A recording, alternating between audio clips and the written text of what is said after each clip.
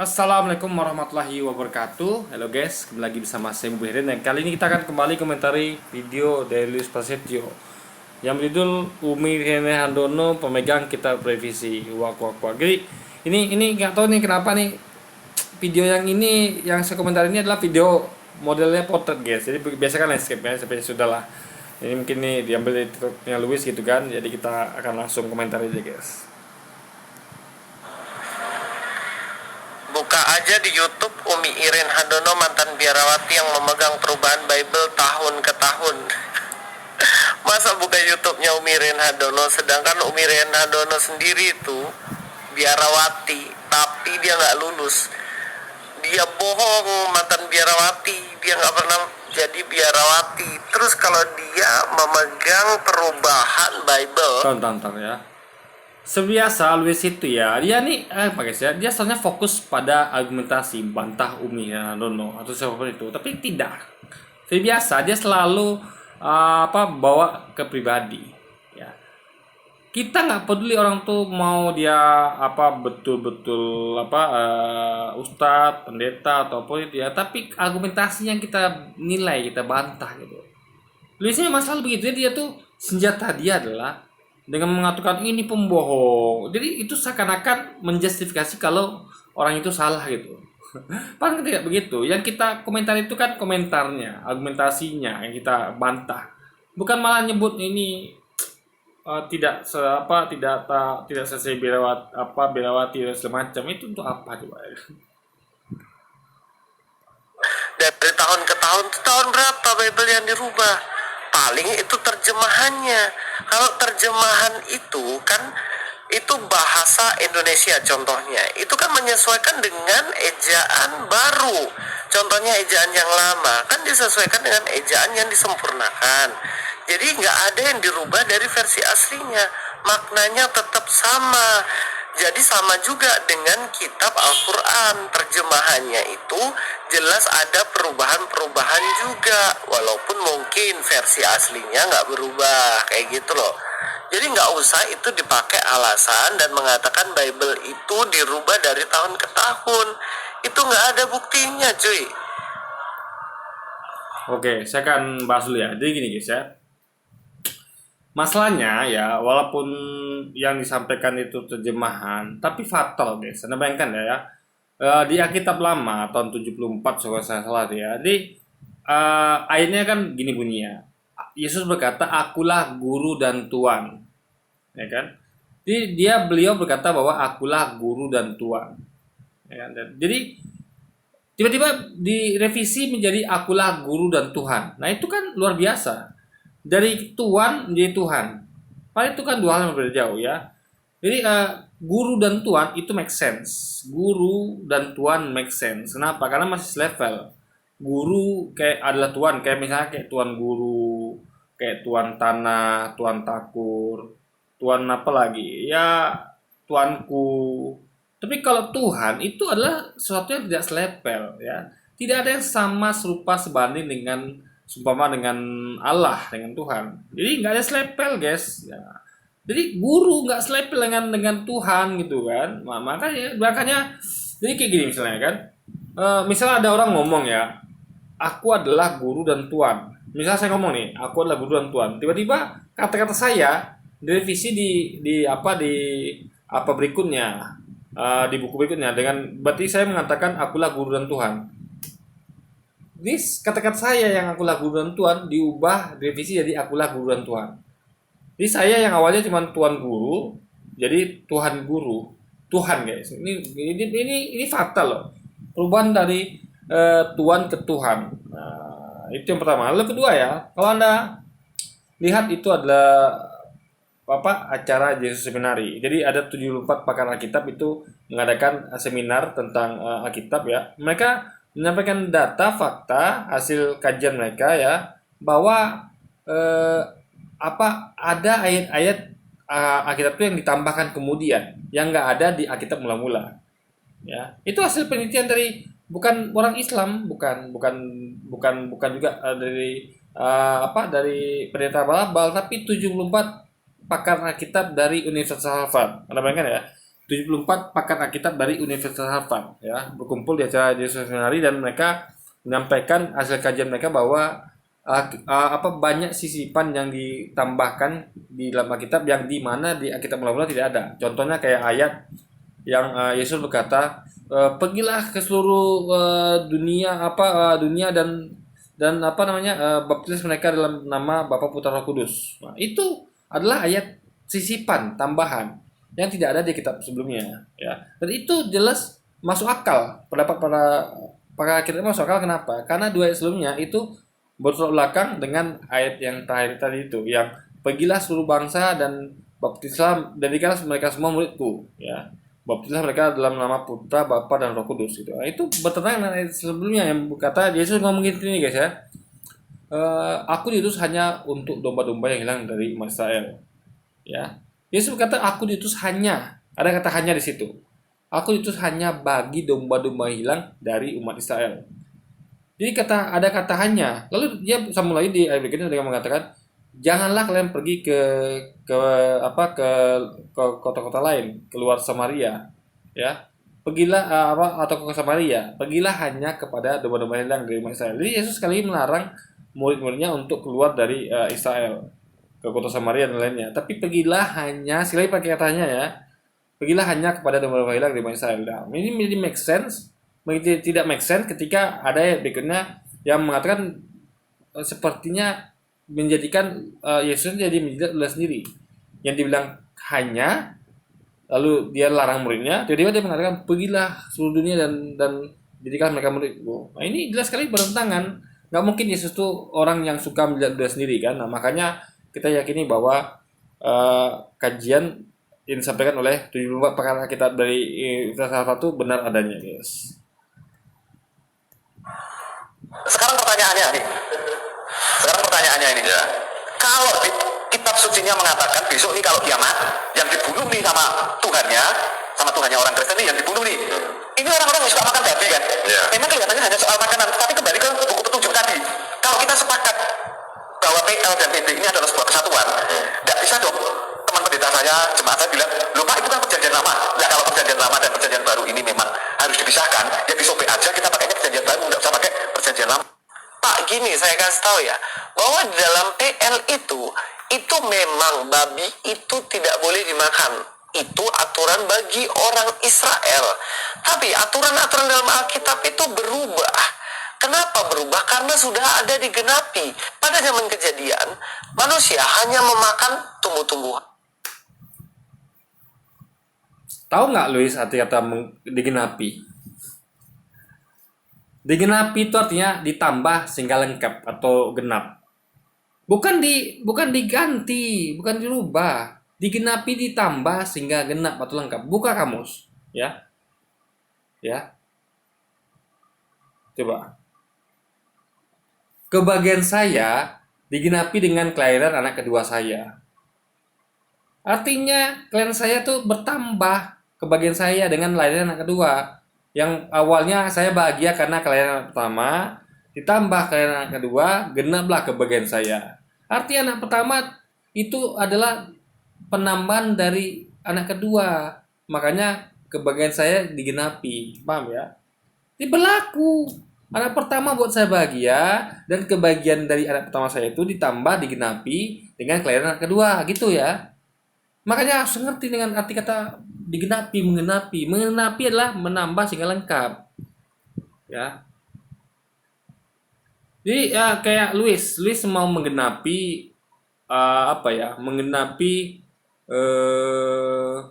menggenapi uang jajan anaknya. Anaknya uang jajannya 7.000, mau digenapi dia jadi 10.000. Apa yang dilakukannya? Apakah dia merubah uang 7.000? Iya, dia tinggal tambahkan 3.000.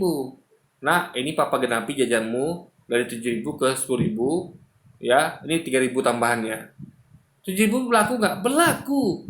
7.000 berlaku ditambah 3.000 yang berlaku jadi 10.000. Nggak dibuang 7.000-nya, tetap berlaku guys. Nah, itu yang Luis tidak pahami tentang arti kata digenapi atau mengenapi. Makanya error dia guys. Dan juga buah-buahan. Tidak boleh makan daging-daging. Bentar ya.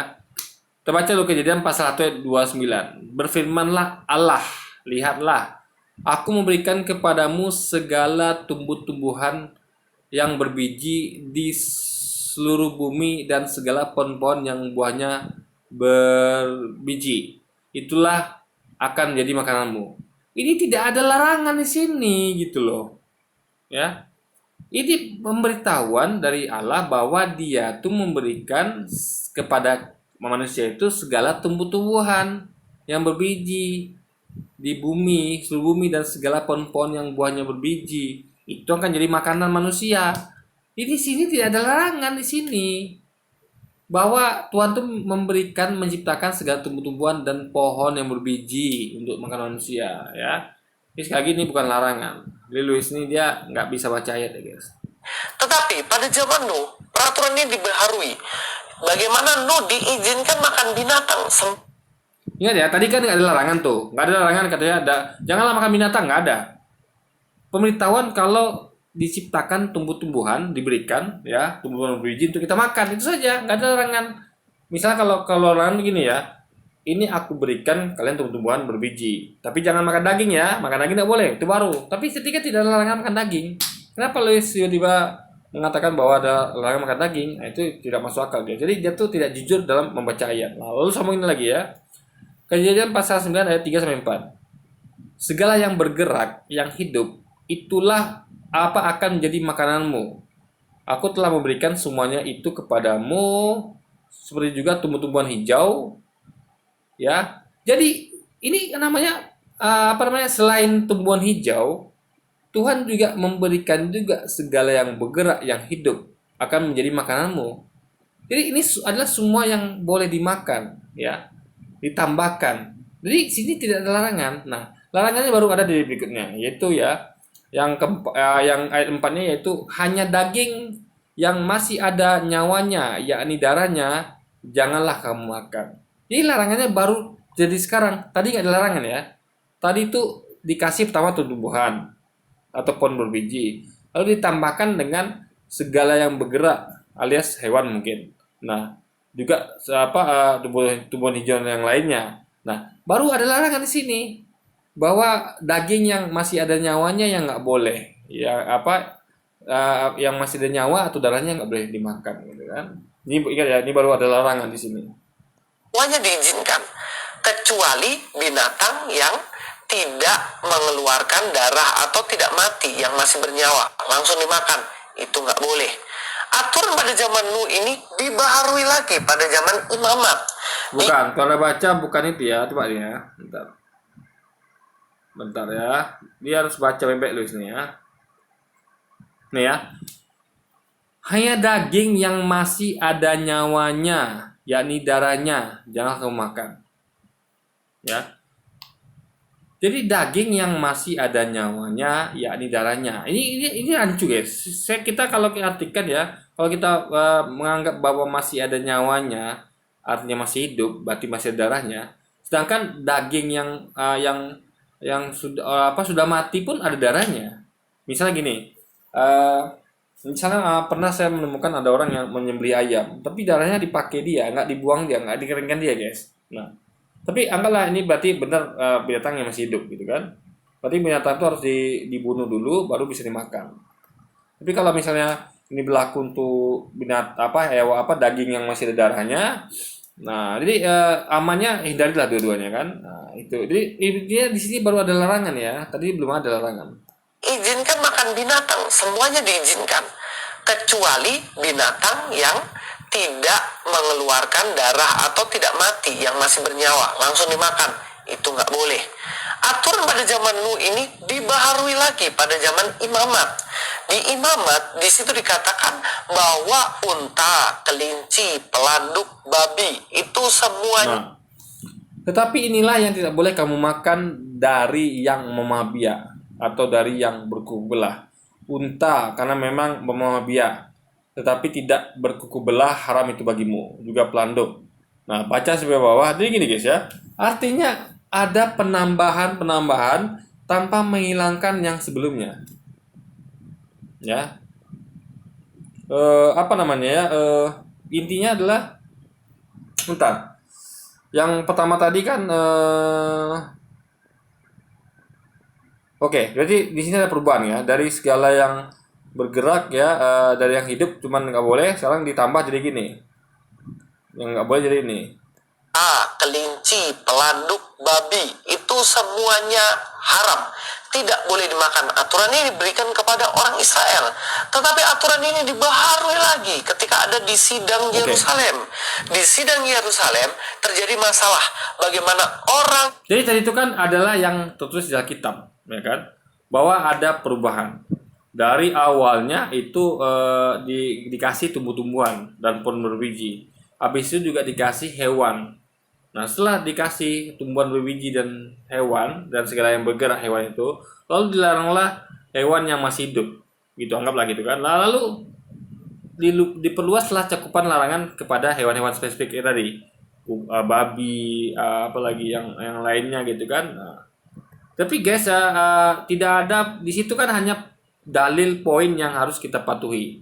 Nah, kita akan sambung lagi guys. Yahudi menuntut orang non-Yahudi yang percaya Yesus harus sunat dan tidak boleh makan babi, unta, pelanduk, dan juga tidak boleh memakan barang-barang haram lainnya. Tetapi ternyata disampaikan oleh Roh Kudus sendiri melalui para rasul bahwa semuanya boleh kamu makan. Yang tidak boleh adalah yang dipersembahkan pada berhala dan juga yang mati dicekik. Nah, ini kan statement dari para rasul, ya. Jadi gini guys ya, kita kan Yesus kan datang untuk menggenapi. Kalau Yesus datang untuk menggenapi, ya berarti Yesus lah yang penggenapannya, yang melengkapinya gitu. Nah, lalu kenapa masih ada para rasul gitu kan? Berarti kalau masih ada hukum tambahan, yaitu yang dari para rasul, artinya Yesus datang bukan untuk menggenapi. Yang menggenapi berarti para rasul, gitu logikanya kan? Makanya kalau saya pribadi guys ya, atau kita seharusnya kita tidak bisa meyakini bahwa apa yang disampaikan para rasul ini adalah sesuatu yang benar. Karena bertentangan dengan kata Yesus. Yesus kan datang bahwa dia datang untuk menggenapi, melengkapi dari hukum Taurat. Artinya Yesuslah penggenapannya. Apa yang Yesus sampaikan, yang Yesus ajarkan itulah penggenapannya, bukan apa yang disampaikan oleh para rasul. Gitu logikanya kan. Jadi makanya tidak ada para rasul, tidak ada membuat hukum baru, nggak ada. Kalau kasusnya para rasul itu hanya mengajarkan apa yang Yesus ajarkan, karena Yesuslah penggenapan itu. Tapi Anda lihat sendiri kan, jadi para rasul ini malah membatalkan yang Yesus sampaikan dan yang disampaikan tadi di PL gitu. Nah, makanya ini kalau Anda pakai logika ya, artinya Yesus bukan Yesus penggenapannya. Jadi yang menggenapi justru para rasul gitu kan. Jadi entah Yesus yang bohong, ya entah para rasulnya yang bohong gitu kan. Paham sampai di sini? Maka peraturan dalam Alkitab jelas kita harus pahami secara menyeluruh, nggak boleh sepotong-potong. Lalu apakah PL harus disobek? Enggak lah Pak. Ngapain disobek? Kalau itu membuat kita mengenal penggenapan Yesus Kristus dalam perjanjian baru. Jadi pahami Alkitab. Lagi lu saya ngerti arti kata pengenapan. Pengenapan artinya penambahan sehingga lengkap. Ya. Jadi seharusnya hukum yang diberikan itu tidak mengganti atau merubah penjelasan lama. Ingat, Yesus berkata, janganlah kalian menyangka bahwa aku datang untuk meniadakan hukum Taurat dan kitab para nabi. Artinya jangan menyangka bahwa Yesus datang untuk meniadakan hukum Taurat dan kitab para nabi. Aku datang bukan untuk meniadakan hukum Taurat dan para nabi. Sekali lagi Yesus tegaskan bahwa aku datang bukan untuk meniadakan hukum Taurat dengan para nabi, melainkan menggenapinya. Artinya sebaliknya, ya, bukan meniadakan tetapi melainkan menggenapi alias menambah sehingga lengkap. Beda ya, menambah sehingga lengkap alias menggenapi dengan meniadakan itu beda. Nah, sama kayak gini kalimatnya ya. Kalau Anda bingung gini kalimatnya. Aku datang bukan untuk tidur, melainkan untuk mandi. Artinya mandi itu salah. Aku sebenarnya bukan pergi mandi, tapi pergi tidur. Paham ya? Atau aku sebenarnya bukan pergi tidur, tapi pergi bangun, melainkan pergi bangun. Aku sebenarnya bukan pergi keluar rumah, melainkan tetap di rumah. Artinya kebalikannya gitu kan? Atau sesuatu yang berbeda. Makanya yang kebalikan menidakkan yaitu mengadakan menambah sehingga lengkap gitu guys. Nah, makanya yang Yesus sampaikan tuh ya, makanya gini ya. Eh, Coba misalnya kayak hukum kisos. Hukum kisos ya adalah jangan melaksanakannya padanya. Yang berlaku adalah mata ganti mata, gigi ganti gigi, nyawa ganti nyawa. Yesus genapi dengan apa? Dengan hukum kasih. Jika dinampak perkara kasih pikirin. Nah, ini poinnya adalah artinya hukum Yesus itu adalah boleh Anda hukum kisos, boleh juga memaafkan gitu.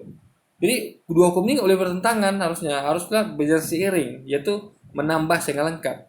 Misal kayak Pancasila sila ketiga berbunyi Persatuan Indonesia. Nah, kalau mau ditambahkan sehingga genap jadi 6 sila, artinya sila ke-6 nggak boleh berbunyi perpecahan Indonesia, nggak boleh. Karena akan bertentangan dengan sila ketiga. Jadi harusnya berbunyi misalnya kayak untuk melengkapi sila ketiga yaitu berbunyi Persatuan Indonesia yang kuat dan kompak gitu kan. Nah, itu baru pengenapan namanya. Tapi kalau dikatakan perpecahan Indonesia berarti bukan mengenapi tapi malah mengganti guys gitu kan. Persatuan Indonesia dengan perpecahan Indonesia. Secara menyeluruh, jangan sepotong-potong atau sepenggal dusta aja. Nah, masalahnya Anda tidak ngerti arti kata menggenapi. Fatal loh guys ya. Arti kata menggenapi aja nggak paham. Menggenapi. Ya. Yang dari ganjil ke genap. Artinya ada penambahan. Ya. Angka 7 adalah angka ganjil. Ya. Digenapi menjadi angka 10. Artinya ditambah 3. Apakah 3 menghilangkan angka 7? Tidak. Baru ada angka 10 setelah angka 7 ditambahkan dengan angka 3. Makanya angka 3 adalah menambah sehingga lengkap angka 7. Yang angka 7 tetap laku untuk menghasilkan angka 10, dipakai tetap angka 7. Ditambah angka 3 di 10. Jadi angka 7 itu bukan ditiadakan, tapi tetap digunakan untuk ditambahkan ke angka 3 sehingga jadi 10 guys. Nah, itu yang tidak dimengerti oleh Louis Pasteur ini. Oke, saya akan jawab pertanyaan ini ya. Berubah-ubah terus sampai hilang keasliannya. Ya nggak kayak gitu lah cuy. Jadi kayak gini, perubahan-perubahan yang saya bilang soal makanan kemarin itu terbatas sampai kitab Wahyu. Yang belum tahu kitab Wahyu, jadi Alkitabnya orang Kristen tuh dari Kejadian sampai Wahyu. Nah, dari Kejadian sampai Wahyu itu pewahyuan tuh progresif. Dari yang sebelumnya saya bilang boleh makan ini, nggak boleh makan itu dan lain-lain, itu berhenti di kitab Wahyu, tidak lebih. Setelah kitab Wahyu yang mana ditulis tahun 100 Masehi, itu sudah tidak ada perubahan lagi, tidak ada pengurangan atau penambahan lagi. Dan kalau ada kitab atau tulisan yang berbeda setelah kitab Wahyu, itu jelas kitab yang tidak dari Tuhan yang Kristen sembah. Yesus berkata ya, sesungguhnya aku belum dapat mengatakan seluruhnya pada kalian. Karena aku akan pergi. Tapi aku akan minta seorang penolong lain kepada Bapakku untuk memberitahukan kepada kalian untuk mengajarkan sesuatu. Jadi Yesus nanti akan meminta kepada Bapaknya setelah dia pergi itu penolong yang lain. Seorang penolong yang lain. Siapa dia? Apakah Roh Kudus? Tidak. Karena Roh Kudus itu masih dia juga gitu kan. Kan Yesus, Allah, Roh Kudus kan satu. Kan? Berarti kalau seorang penolong lain, berarti seorang penolong yang lain itu seperti dia, tapi yang lain gitu guys. Sama-sama seorang penolong. Siapa mereka? Siapa dia? Itu manusia juga kayak dia. Sama-sama seorang penolong, yaitu Nabi Muhammad SAW guys. Nah, itu poinnya. Perjanjian lama sama yang sekarang berarti masih sama ya? Nah, ini pertanyaan yang sebenarnya pasti ditanyakan sama orang yang nggak ngerti apa itu perjanjian lama dan perjanjian baru. Jadi dipikirnya pasti perjanjian lama itu dirubah menjadi perjanjian baru. Dan kemudian perjanjian lama dihilangin dan pakainya sekarang perjanjian baru. Padahal ini pertanyaannya jelas-jelas keliru. Karena gini guys, perjanjian lama itu berisi tentang sesuatu nubuatan kisah yang mempersiapkan atau menubuatkan datangnya sang juru selamat, yaitu Mesias itu.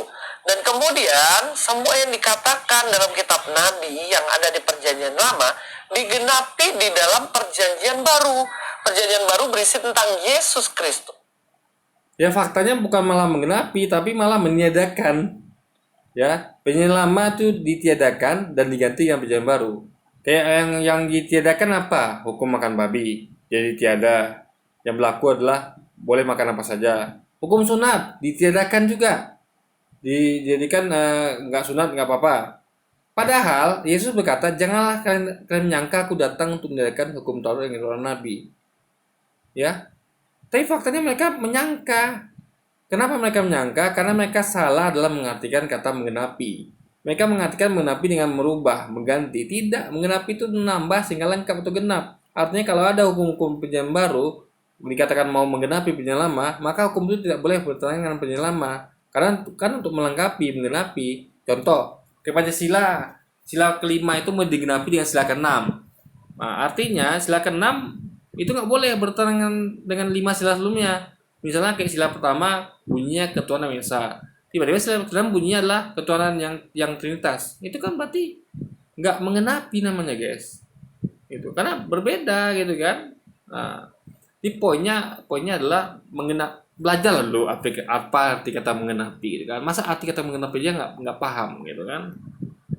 Terus dan pelayanan para muridnya karena mereka menantikan Mesias dan datang, yaitu Yesus Kristus yang adalah juru selamat itu sendiri. Kemudian kisahnya itu melanjutkan penantian kepada kedatangan Yesus kedua kali yang diperjelas dalam kitab Wahyu, yang mana menubuatkan akhir zaman di mana Yesus akan datang kedua kali. Ya, kitab Wahyu itu kalau baca ya, itu banyak tidak sesuai dengan fakta. Jadi kitab Wahyu itu kan namanya kitab mimpi, dari hasil mimpi gitu kan. Nah, kalau kita jujur mimpi harus percaya. Nah, buktinya apa? Coba ada bayangkan ya. Di situ dikatakan bahwa Yesus adalah diakui sebagai Alfa dan Omega. Ya, Alfa dan Omega alias yang tidak berawal dan tidak berakhir. Yesus itu adalah seorang yang punya awal dan punya akhir. Dia berawal dan berakhir. Di mana awalnya? Yesus berawal ketika dilahirkan oleh ibunya Maria. Kalau berakhir, berarti ketika dia meninggal. Itu adalah akhir dari dia. Tapi kalau Alfa Omega itu Allah ya, itu Allah tuh tidak pernah dilahirkan. Dia bahkan sudah ada sebelum semuanya ada dan dia tidak akan pernah mati. Itulah yang Alfa dan Omega, yaitu Allah, bukan Yesus. Yesus bukan Alfa dan Omega. Tapi di situ bukan bahwa Yesus Alfa dan Omega. Di situlah guys letak kekacauannya kan. Itu kira-kira mengenai perjanjian lama dan perjanjian baru, dan itu dari abad pertama sampai sekarang tetap sama. Apalagi perjanjian lama itu sama persis dengan kitab Tanakh yang dimiliki oleh orang-orang Yahudi atau agama Yahudi. Jadi bagaimana sebenarnya dirubah? Gak ada guys. Itu dari saya. Terima kasih semua. Jadi gini apa namanya? Kenapa kita meyakini ada kemungkinan dirubah ya? Ingat, sesuatu yang tidak dihafal ya, cuma mengandalkan teks itu rentan diubah. Kenapa saya katakan begitu ya? Contoh, coba saya hafal Pancasila nih ya. Coba Anda ubah-ubah Pancasila ya. Silakan. Anda mau bikin apa aja Pancasila itu sodorkan ke saya. Nah, kan bisa, kan mempan. Kenapa? Saya bisa koreksi. Saya hafal. Coba kalau disampaikan kepada orang nggak hafal Pancasila, Anda sampaikan, ini teks Pancasila loh. Bunyi sila ketiga pecah Indonesia. Dan yang baca kan, apa iya ya? Dia nggak hafal. Gimana coba dia bisa koreksi? Nah, makanya ya orang kalau nggak hafal tuh guys, itu bahaya. Makanya kitab suci itu kalau apapun itu kalau mau langgeng lestari harus dihafal. Contoh kayak bela diri. Anda tahu ilmu bela diri? Karate, taekwondo, kungfu, itu semua dihafal. Ya, para master taekwondo, karate, bela diri itu, kungfu, segala macam, tinju, itu semuanya menghafal gerakan itu. Bela kuda-kuda, ya kan, gerakan pukulan, tangkisan, segala macam itu dihafal. Mereka tidak mencatat, ya. Kecuali kalau mereka intinya pengen pengen untuk mengajarkan mungkin di rumah. Misalnya gini, kayak saya adalah seorang master karate misalnya. Nah, yang saya ajarkan menurut saya adalah langsung praktek. Ini kuda-kudanya ya, tiru saya gitu kan. Nah, mungkin di rumah dia kan tidak ada saya. Ibaratnya kalau dia latihan itu kan kita contohkan, ada kita contohnya. Nah, kalau misalnya salah bisa kita perbaiki. Atau dia tuh bertanya, tapi kan di rumah gimana? Dia kan di rumah tuh kan ngulang hafalan yang pernah kita ajarkan tadi ketika dia berlatih sama kita siang tadi misalnya. Cuman atau dia lupa kan, makanya itulah gunanya buku. Nah, bagi pemula dia butuh buku. bagi master seperti saya, atau seperti orang lainnya itu nggak perlu lagi buku. Makanya metode terbaik itu adalah menghafal, guys, ya. Dan sayangnya kitab suci Louis tidak ada yang dihafal, tidak ada yang menghafal. Sehingga rentan terjadi perubahan. Ingat ya, sesuatu yang tertulis tidak dihafal itu rentan perubahan. Karena kita tidak pernah tahu yang namanya media, guys, ya. Apapun itu, yang mau di kertas, ya, mau di flash disk, di apa, di CD, DVD itu bisa dirubah, ya. Apa karena gini loh. Apakah Anda bawa itu dengan Anda 24 jam? Ya, nggak mungkin dong Anda bawa. Pasti sesuai Anda akan tinggalkan. Atau di atas meja atau di mana. Nah, kalau ada orang iseng gimana? Tiba-tiba diubah ayatnya, lalu dia letakkan lagi gimana? Ya, misalnya ayat yang diubahnya pun simple sehingga tidak sadar orang berubah. Misalnya kayak ketuhanan yang Maha Esa tiba-tiba berubah menjadi ketuhanan yang tidak Maha Esa. Persatuan Indonesia, ya, Pancasila itu berubah jadi apa, pepecahan Indonesia. Nah, jadi makanya kalau nggak dihafal ribet, guys, ya. Karena tinggal ngubah pas orangnya tidak memegang itu. Jadi kita harus cerdas dalam menyikapi ini, ya. Hafalan itu adalah yang terbaik, ya. Makanya kalau Anda menghafal sesuatu, ingat tuh para hafiz Quran itu, Luis mungkin nggak pernah lihat ya, atau nggak pernah paham. Itu mereka tidak perlu lagi teks Quran. Hafiz Quran itu adalah Quran berjalan, guys. Ya. Quran itu ya, orang masih nengok buku, masih di buku, dia udah dalam kepala dia semuanya. Jadi para hafiz Quran itu adalah Quran berjalan. Jadi apa-apa pun sama Quran kita pegang, ya, mau terbakar, mau dimusnahkan, bagaimana pun tidak ada masalah. Karena banyak orang yang hafal dan bisa menuliskannya kembali. Ya, persis sama seperti yang aslinya, ya, karena mereka hafal, gitu kan. Oke, jadi mungkin sekian dulu aja video kita kali ini, guys. Sampai jumpa lagi di video selanjutnya. Wassalamualaikum warahmatullahi wabarakatuh, guys.